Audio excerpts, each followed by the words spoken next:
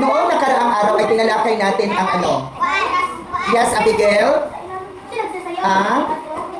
Anong tinalakay natin kahapon? Yes, Jara. Tungkol sa?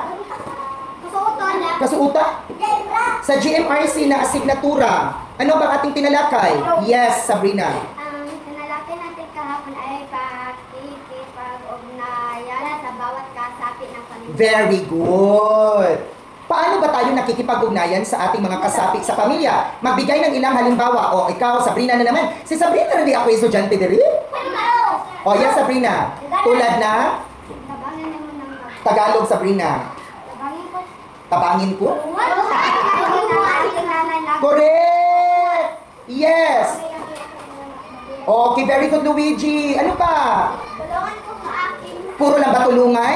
Meron pa? Ano pa mga gawain na pwede? Pinsan na mga gawa ng project. Correct. Tutulungan daw niya ang kanyang pinsan sa paggawa ng project. Yung bang pakikipagkwentuhan sa hapagkainan, yan ba ay pakikipag-ugnayan? Yes. Yung pagdarasal ng sama-sama, yan ba ay pakikipag-ugnayan? Yung pakikipagkwentuhan mo sa mama at paghingi ng payo. Very good.